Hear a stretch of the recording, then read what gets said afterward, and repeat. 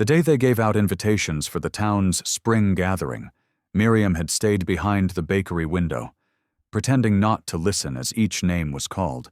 Each woman's giggle floated through the air like powdered sugar, and every pair of eyes avoided hers.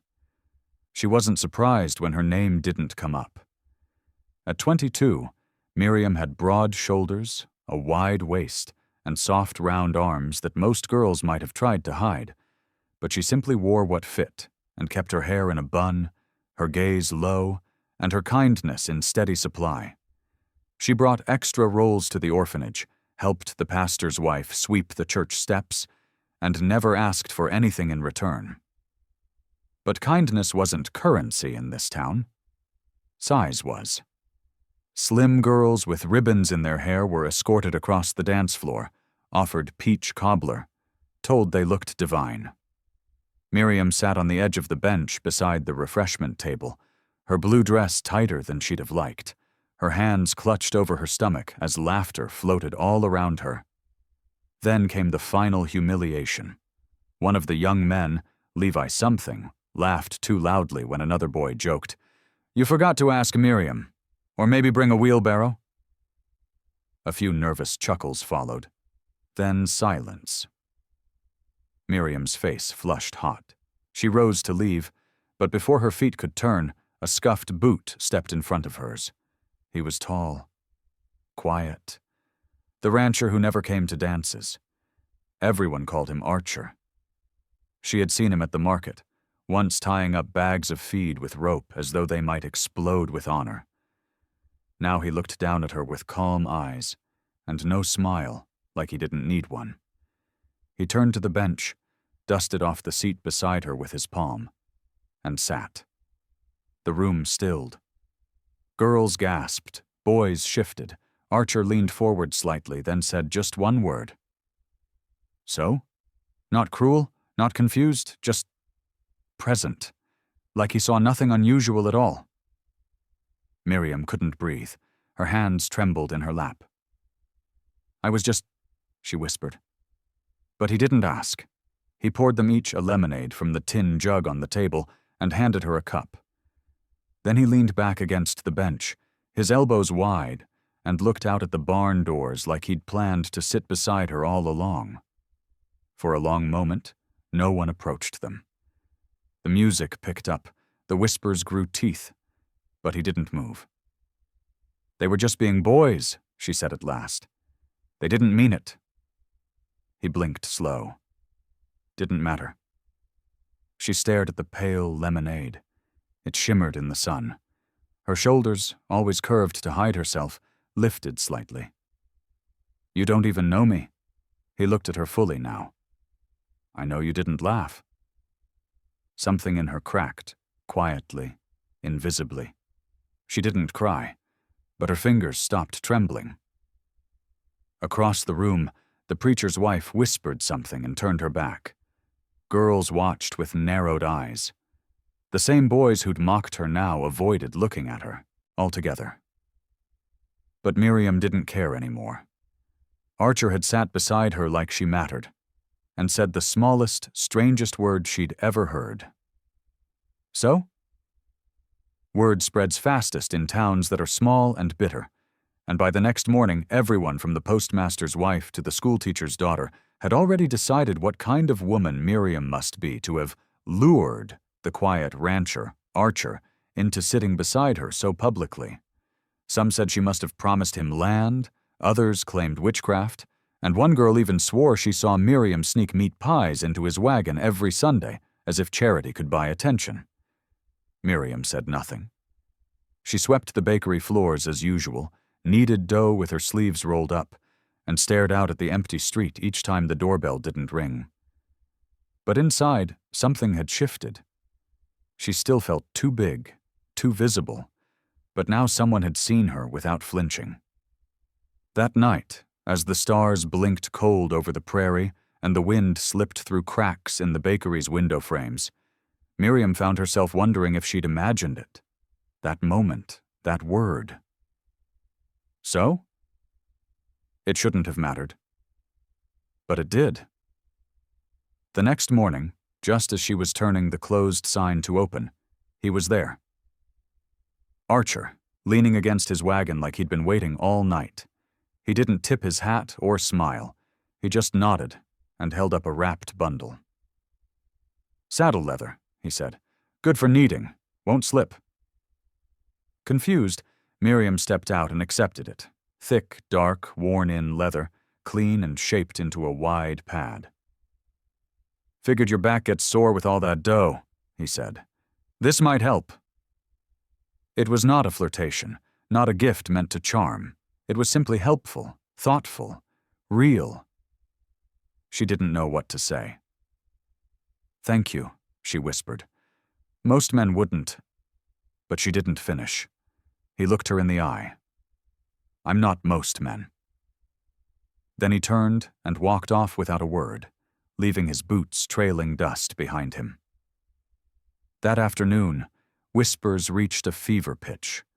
Girls who'd once pitied her now looked jealous. The preacher's wife mentioned something about flesh tempting the weak. Miriam burned inside, but again said nothing.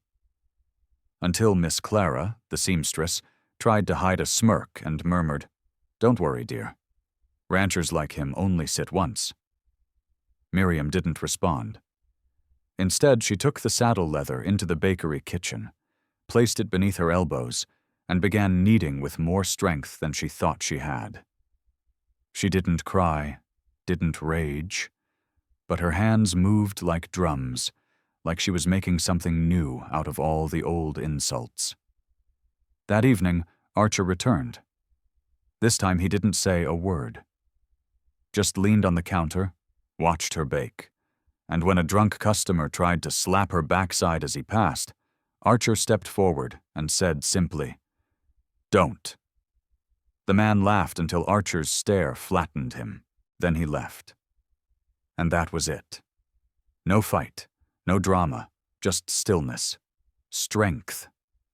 Miriam looked at Archer like she was seeing him for the first time, not just a quiet man, but a wall no one dared cross.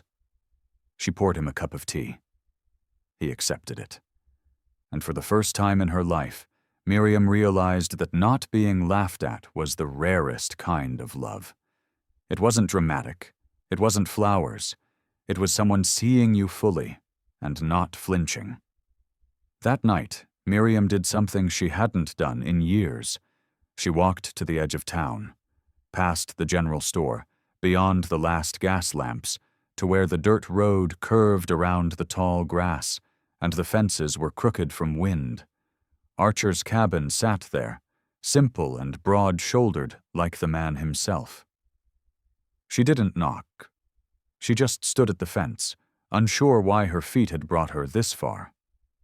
Maybe it was the way he hadn't looked at her body like it was a shameful thing. Maybe it was the way he'd stood between her and that drunk without puffing up or calling attention.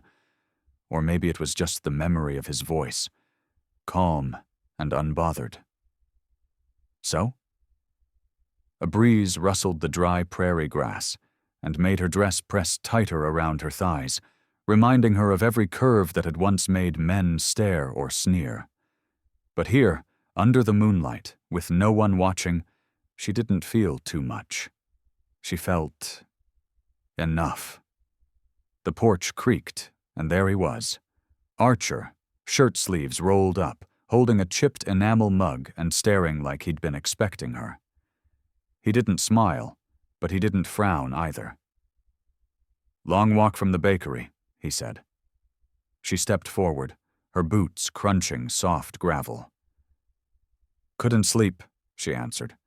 "Thought I'd see what the stars look like from this side of town." He gestured with the mug. "They look quieter out here." She climbed the steps, one hand on the rail, her breath catching as she settled beside him. The porch swing groaned as she sat, and for a second she braced for the usual jab. But none came. He just sat down next to her, not close, not far. The silence between them wasn't awkward. It was thick like warm bread, rising with meaning. After a minute, she said, "I don't know why you did it. sitting beside me like that. People talk, you know." Archer took a sip, then wiped the rim with his sleeve before passing her the mug. She hesitated, then drank. Warm coffee, bitter and perfect. "Let them talk," he said. "They always do." "But why me?" Her voice cracked. "I'm not small. I'm not sweet-voiced or soft-skinned. I don't look like the girls they write songs about." He turned toward her, the porch light catching the edge of his jaw. "You looked like someone who deserved company." She blinked, heart tripping. "But I'm—" "Don't," he cut in gently. "Don't say what they've all taught you to say about yourself." His tone wasn't commanding. It was tired. Tired of cruelty. Tired of pretending he hadn't seen what he'd seen. "You run a bakery on your own. You feed half the town, and you still smile when folks pretend you ain't there. That's strength. That's beauty, whether or not your waist fits their songs." The night pulsed around them. Crickets, distant coyotes, a low wind. Miriam looked down at her hands, dough-worn, calloused, real. "I brought pie," she said suddenly, pulling a wrapped cloth from her satchel. "Still warm." Archer smiled faintly. "Then you're officially the first visitor I've ever let on this porch with pie." She laughed, a sharp, startled sound. "High honor." He nodded. "Might even share it." As they ate in silence, the moon rose higher. And Miriam felt something she hadn't felt in years. Not wanted, not needed, but welcomed. Like maybe the porch swing didn't care about size. Like maybe this man beside her saw her not as a consolation prize, but as a choice. The next morning, the bell above the bakery door jingled before Miriam had even turned the key in the front lock. She blinked, flour already dusting her hands, apron tied crooked, hair tucked into a tired braid. Archer stood there, holding a small burlap sack with a single egg and a jar of something amber. "Didn't bring coffee this time," he said with that same low calm, "but thought you might need honey." Miriam stared at him, heart thumping. You came early." "Didn't sleep much," he admitted. "Kept thinking about that pie. And your laugh." She flushed so red it reached her ears. Wordlessly, she stepped aside, letting him in. He moved slow, like he understood the sacred quiet of morning breadwork. As she kneaded dough at the wooden table, he stood nearby, not touching, just present. The scent of yeast and cinnamon filled the air. Her hands moved on instinct, folding and turning, while her mind spun faster than the dough hook in her mixing bowl. "People are going to talk," she said without turning. "They already are." Archer didn't deny it. "Let them. Can't stop them, and I'm not about to hide." She glanced over her shoulder. "But you could have anyone." He snorted. "You think I'm a prize? I live in a house with no curtains and 3 broken chairs. I fought men for pennies and slept on cold floors. I'm not looking for polished. I'm looking for real." She paused mid-fold. "You think I'm real?" "I think," he said, stepping closer, "you're the first person who looked at me like I wasn't just muscle and bone. And I see you, too." The room felt warmer, like the oven had been turned on. She licked her lips, unsure where the words were coming from. "I've always been the joke, Archer. The maybe next time girl. I know what they say." "So do I," he replied.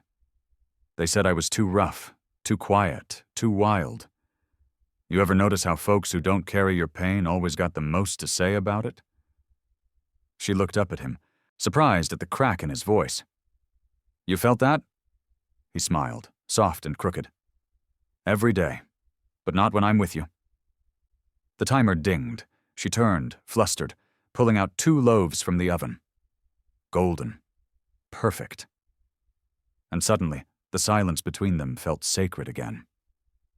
She placed the loaves on the cooling rack, then wiped her hands and walked over to him.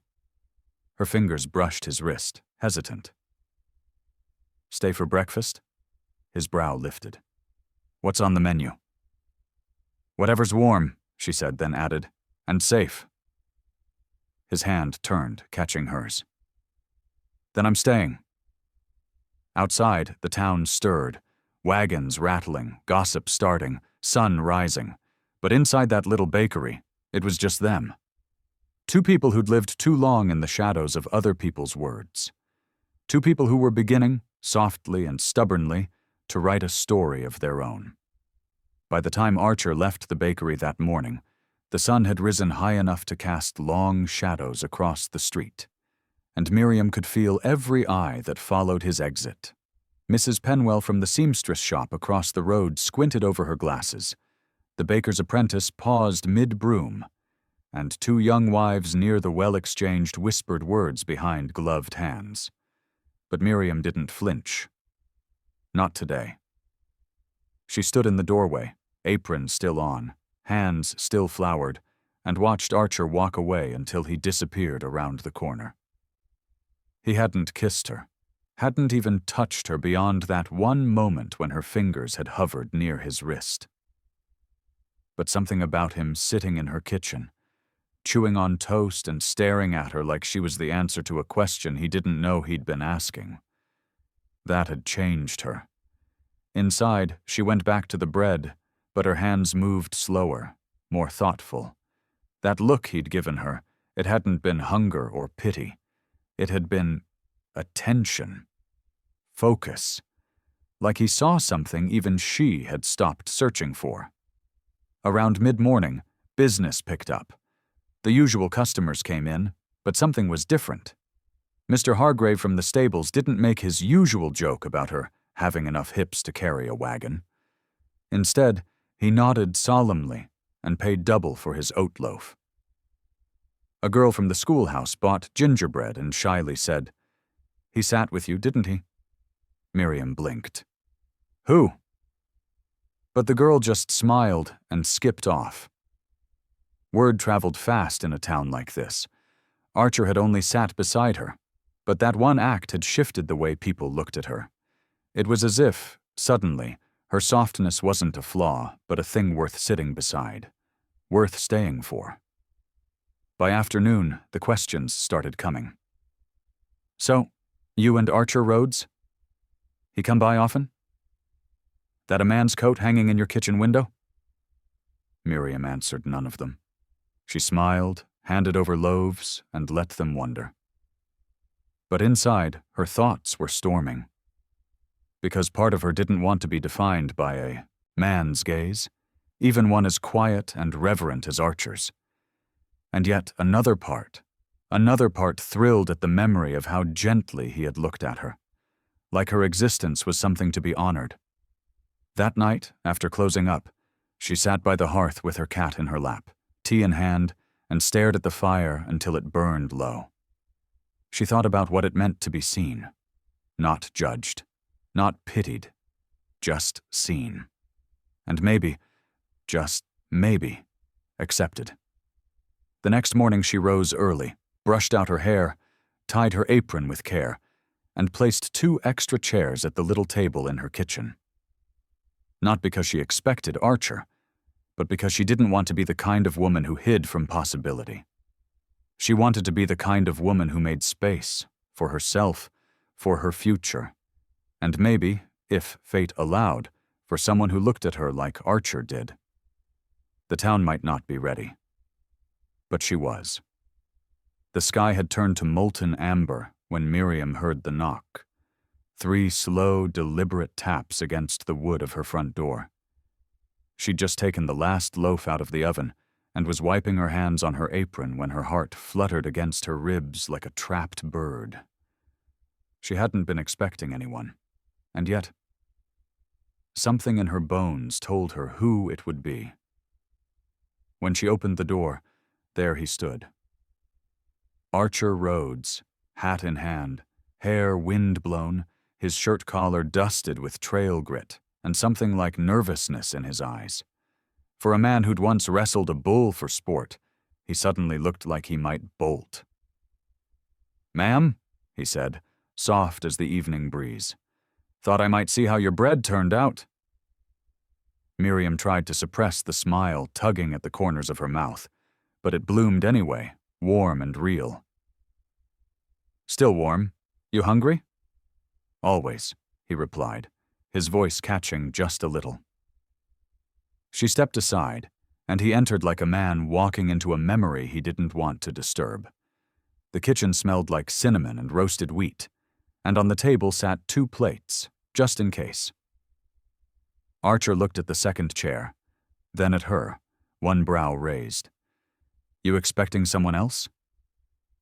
"Just someone who might be tired," she said simply. "Or hungry, or both." He nodded, lowering himself into the chair like he belonged there, and she poured 2 cups of tea. The silence stretched, but it wasn't empty. It was full of things neither of them could say just yet. Finally, as she passed him a slice of bread thick with butter, he murmured, "Folks are talking." "Let them," she said, her voice firmer than expected. "You didn't do anything wrong." "Didn't say I did," he replied, chewing slowly. "But you're the one they'll judge, not me." Miriam paused, the butter knife hovering mid-air. Then she set it down. "Do you think I care any more, Archer?" "About what they say?" He studied her a long moment. "I don't know. But I think you used to." That silence again. It draped over them like a worn quilt, comforting in its weight. He finished his bread and reached for another slice. "You're not like the others," he said quietly. "You got scars, but you carry 'em with grace." She froze. No one had ever called her graceful. Not with these arms, this waist, this body that filled doorways and broke chairs when she sat too quickly. "You see all that in me?" she whispered. "I see you," he said, and this time he met her eyes without flinching. "And I know what it's like to be feared for who you are, not what you've done." Miriam blinked fast, but the tears came anyway. Just a glisten, nothing dramatic. He didn't move to wipe them. He just let her be. She liked that about him. After a moment, she reached into her apron pocket and pulled out a small cloth pouch. "There's something I want to give you." He looked surprised, but took it gently. Inside was a button, simple, wooden, slightly scorched around the edges. "From the first apron I ever wore when I opened this place," she said. "Lost it years ago. Found it yesterday behind the stove. Thought maybe it's time I started giving away pieces of myself to people who'll treat them right." He didn't speak. Just closed the pouch, tucked it into his coat, and said, "Then I reckon I'll be careful with it. And with you." Outside, the dusk deepened. Inside, the warmth lingered. 2 chairs, 2 cups, and the beginning of something neither of them had dared hope for. That night, the fire in Miriam's hearth crackled with more than just dry pine.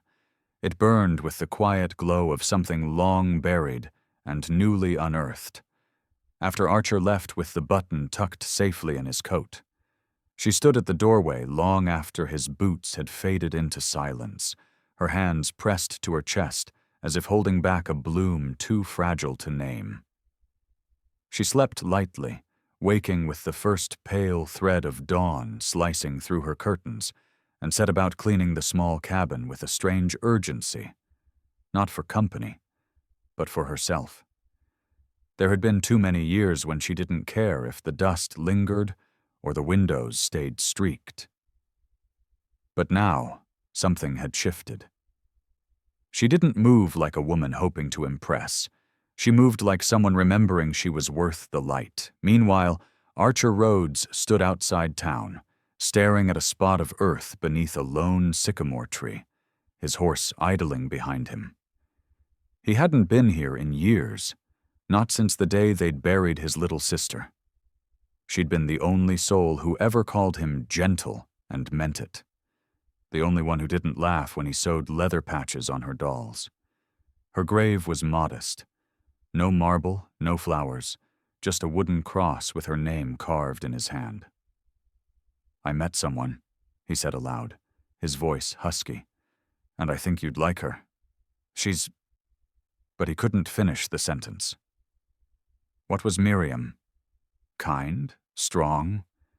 Too good for a man who still dreamed of flames and fists and prison. Walls! And yet she saw him. That alone felt like a miracle. When he rode into town later that afternoon, eyes followed him. A few men nodded. A few women looked away. But he walked with calm shoulders and dirt under his nails, neither proud nor ashamed. Miriam saw him first from the bakery window, flour on her brow and her sleeves rolled up. She didn't wave, didn't smile, just nodded once, and he understood. At supper he knocked again. This time she didn't wait for a word. She opened the door wider and gestured inside. "There's stew," she said. "And bread." "Smells like home," he murmured. They ate in silence, comfortable now, as if their souls had met somewhere before their bodies ever had. After the meal, he stood to leave, but paused at the door. "Do you believe," he asked slowly, "that people like us get a second start?" Miriam set down her cup, her eyes steady. "I don't know," she replied, "but I do believe in first real starts, and I think this might be one." He studied her face for a long breath, then reached into his coat pocket and pulled out a piece of folded leather. Inside it was a charm he'd carved from sycamore wood, a heart, lopsided and rough, but solid. "I don't carry much," he said, "but if I give something, it's meant." She took it in her hand, tracing its edge. "Then I'll keep it close." That night, as he walked back into the wind, Miriam locked the door not out of fear, but with the sense that something new had truly begun. In the mirror above her sink, she caught her reflection and didn't flinch. She looked like herself, but also someone braver. The fire behind her flickered low, casting soft shadows that no longer frightened her. Some nights are just nights, but others, like this one, are a promise. And promises, when made gently, can last longer than scars. The Saturday market in town buzzed with the same noise it always had: boots on planks, bartered goods, laughter from drunk men near the saloon. But for Miriam, it sounded different now. The noise didn't press in on her like before. It passed around her, like a stream finally parting for a stone that belonged. She walked through the stalls with her basket steady on her hip, wearing the same dress she always wore, but somehow it sat differently today. Not tighter, not looser. Just hers. The whispers began before she'd even reached the fruit stand. "That's her, the big girl from out by the mill," someone muttered. "She's always been alone, ain't she?" "Not anymore," another voice cut in, sly and sharp. "Rancher Rhodes sat with her last week like he was courtin'. Big fella, quiet. Can't imagine what he sees in her." Miriam heard every word. She didn't flinch. She turned to the woman selling apples and asked, "How much for a dozen?" Her voice was calm, almost warm. That's what changed. Before, she might have fled. Today, she stood. Archer arrived just as she was paying, carrying a coil of rope and a bag of oats. His sleeves were rolled, sun on his arms, dust on his boots, and the way he nodded to her, as if nothing else in the market existed, drew more stares than the gossip ever could. "Miss Miriam," he said with a tilt of his head, "was hoping I'd see you." "Looks like you did," she replied, lips twitching just enough. They walked side by side past the butcher's stall, through the shade of the canvas awnings. "They're talking," Archer said plainly. "Let them," Miriam replied. "They've always talked, but now they're watching too. and I want them to see." He stopped walking. "See what?" She met his eyes, steady as stone. "That I don't shrink anymore, and you aren't hiding either." A boy ran past them with a kite trailing behind, red fabric dancing in the wind. Miriam smiled at the sight, but it was Archer who reached out, not to grab her hand, but to adjust the edge of her shawl, so it sat higher on her shoulder. A gesture so small, so gentle, it made the old widow watching from the porch dab her eyes without even knowing why. "I heard they're hiring hands up at the grain mill," Miriam said, trying to change the subject. "Maybe I'll apply." Archer gave her a look that was part surprise, part pride. "You think you want that again?" "I think I want to remember what it felt like to move through the world like I mattered," she said. "Not just survive it." He reached into his pocket and pulled out a small, hand-stitched pouch. "Then maybe this belongs to you now," he said, placing it in her hand. Inside was her missing thimble, the one she'd dropped weeks ago during their first meeting. "I kept it," he said, "because I knew I'd need an excuse to come back." Miriam turned it over in her palm, the worn brass glinting in the sun. "You don't need excuses anymore," she said softly. That evening, when she returned home, she opened the pouch again and placed the thimble in the center of her windowsill, facing the west. She didn't know what tomorrow would bring, but she knew this: if the world watched, they'd see a woman not made small by shame or fear, but stitched together by quiet resilience and one man's unshaken gaze. The next morning began with a knock, not at her front door, but at the barn. Miriam had risen early, drawn by the need to do something with her hands, to prove to herself that yesterday wasn't a dream stitched from hope and heat. She'd been sweeping the barn floor when Archer appeared in the wide open frame, holding a worn satchel and a folded paper in his hand. He didn't speak right away, just looked at her, the way he always did, like she wasn't a puzzle or a burden, but a place he recognized and wanted to return to. "There's a quilting meet at the church this afternoon," he said, his voice careful. "I found this pattern last winter, thought maybe you'd like it." Miriam wiped her hands on her apron and took the paper from him. It was an old design, intricate and demanding, full of curves and joins that would challenge even her careful stitching. She looked at him, eyes narrowing. "This is complicated," she said. Archer nodded. "So are you." For a second, she almost laughed, but it caught in her chest because no one had ever said that to her as a compliment before. Complicated usually meant troublesome. But from him, it sounded like music. "Why this one?" she asked. He stepped inside now, just past the line of sunlight cutting across the dirt floor. "Because the border's strong," he said, "but what holds it together is the pieces that don't match." She stared at the pattern a little longer before folding it carefully and slipping it into her apron pocket. "I'll come," she said. "Not for them, but for me." The quilting circle was half filled when she arrived. Some women looked up and offered tight smiles. Others whispered. But the pastor's wife came over and offered her a seat near the window. "You still got a good hand for it, I hear," she said, handing Miriam a needle. Miriam sat, unfolded the fabric Archer had helped her select, and began. Her fingers worked steady and sure, the way they always had, but now each pull of thread felt like more than habit. It felt like truth.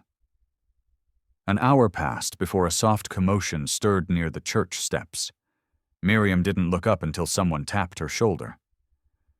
"There's a man asking for you," the pastor's wife said, tilting her head toward the door. Archer stood outside, clean-shaven, wearing his old sheriff's coat like a challenge. He held a tin lunchbox and a folded note. "I came to walk you home," he said simply.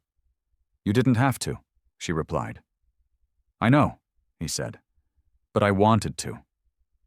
The walk back was slow, quiet, filled with the low hum of cicadas and the warm sigh of a world slipping into dusk.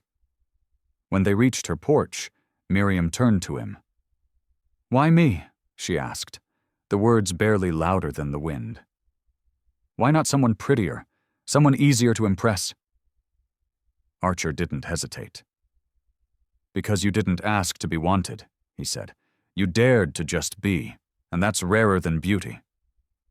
She stared at him then, searching his face for signs of mockery or pity. There were none, only a steady warmth. Then he reached into his pocket and pulled out a small silver coin. "My pa gave me this when I turned 18, he said. "Told me to trade it only for something I'd fight to keep." He pressed it into her hand.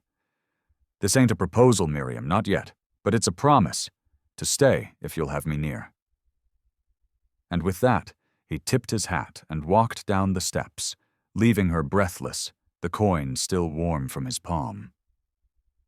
That night, Miriam sat alone by the fire, the silver coin resting in her palm as though it had its own heartbeat.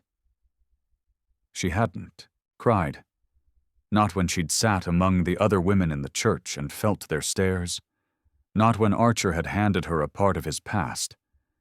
And not even when he'd left her porch with nothing but a promise in his eyes. But now, in the stillness of her small home, the tears came quietly. Not from sadness, but from something older and heavier. Disbelief giving way to hope.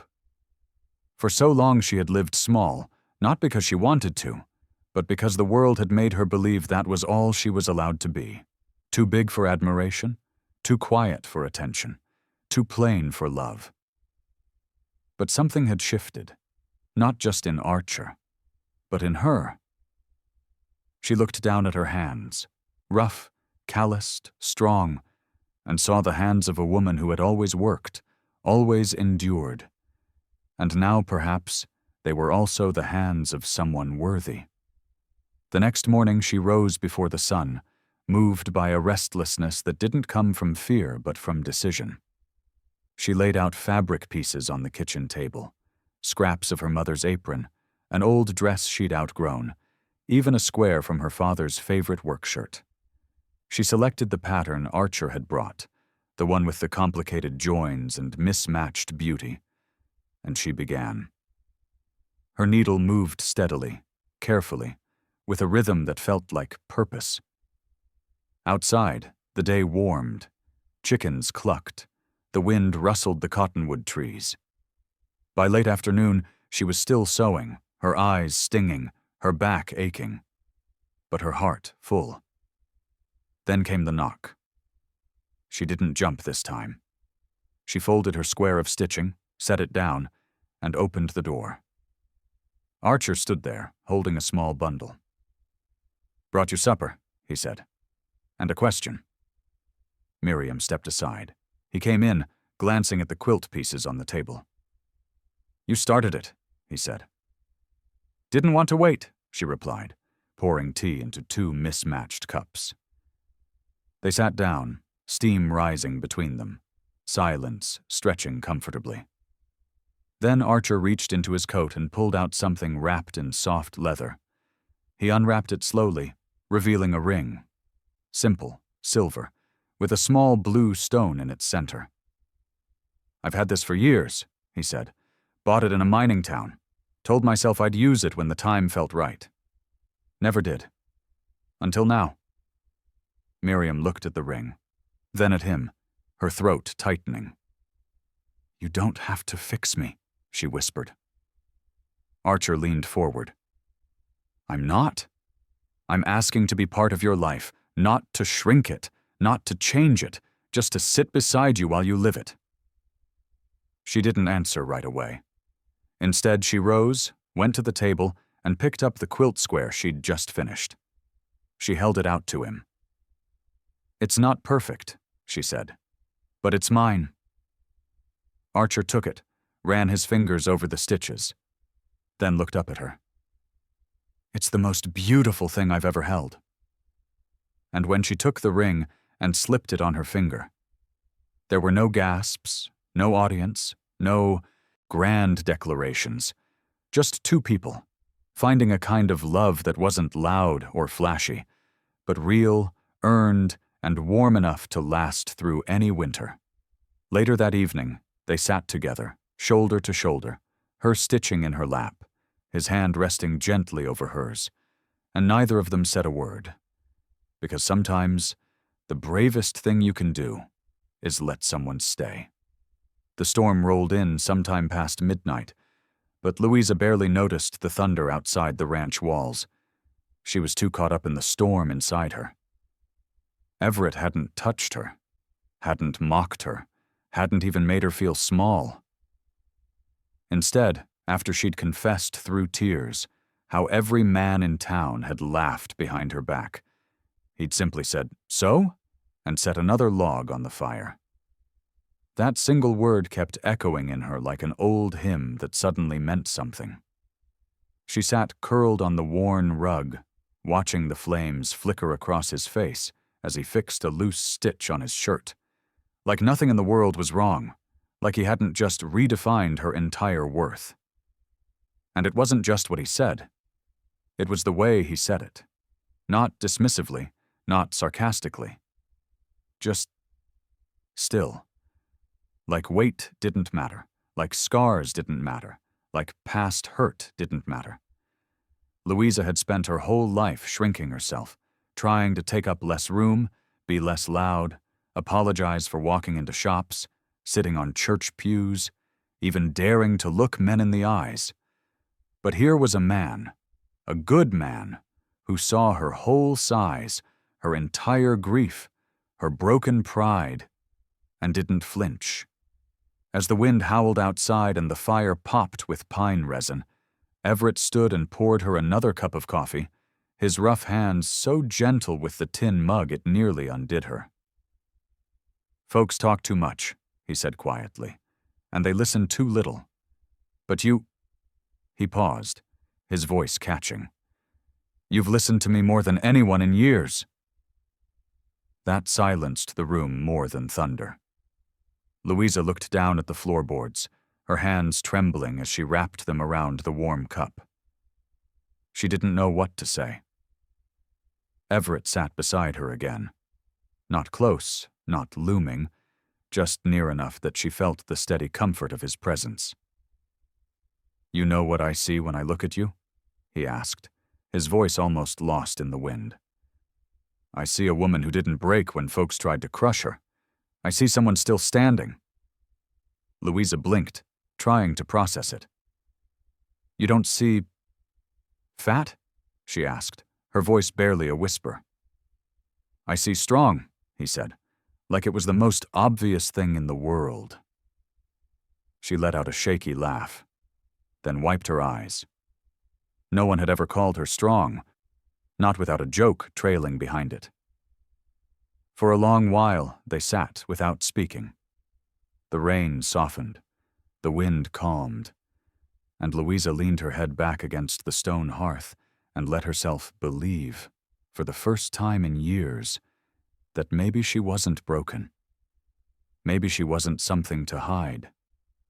And when Everett quietly placed his stitched-up shirt on the table and began carving her name into the inside collar, carefully, reverently, Louisa looked at him not with fear, not with shame, but with a rising warmth she thought had died long ago. He wasn't saving her. He wasn't claiming her. He was seeing her. And that, somehow, meant more than any kiss ever could.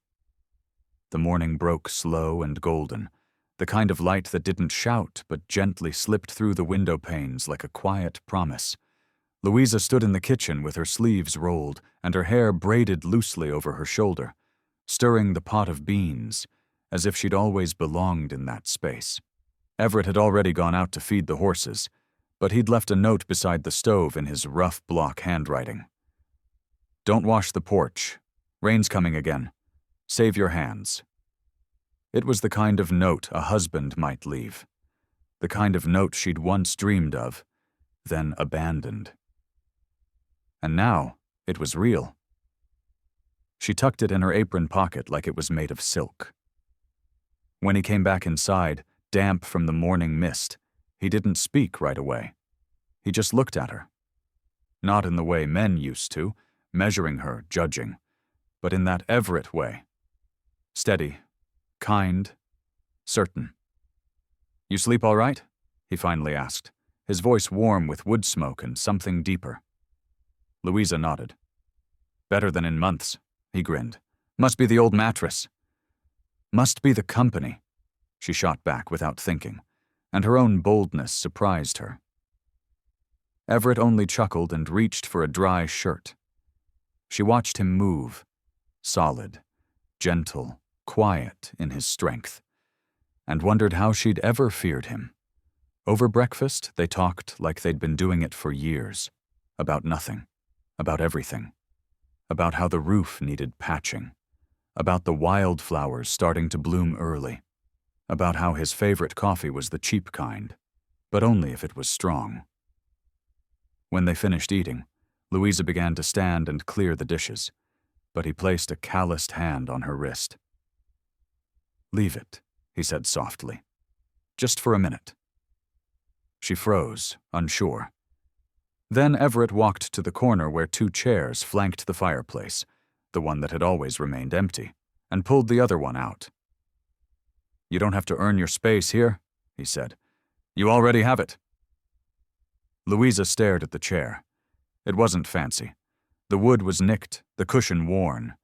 But it was a place, a spot meant for her. Slowly, like something sacred, she walked over and sat down. The fire popped. Everett poured them both fresh coffee. And for a long time, they simply sat. Not in obligation, not in tension, but in something new, something good. "When I said so that night," he said after a while, staring into the flames, "I didn't mean your size don't matter. I meant it don't matter against you. I see it. I honor it. But it ain't ever been something to fix."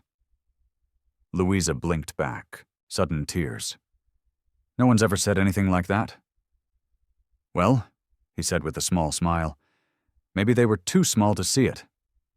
She laughed, half choked on her coffee. "That was awful." "Yep, but true." Outside, the wind had calmed. Inside, something deeper had, too. Louisa leaned back into the chair, her body still heavy but no longer burdened. And when Everett reached over, not to claim her, but to rest his hand gently on hers, she didn't flinch. She held it. The woman nobody wanted, the woman he waited for. And now she had a chair beside the fire. Not because she earned it, but because she was finally home. Please like, share, and subscribe to support more true-hearted stories on Stories Left Behind.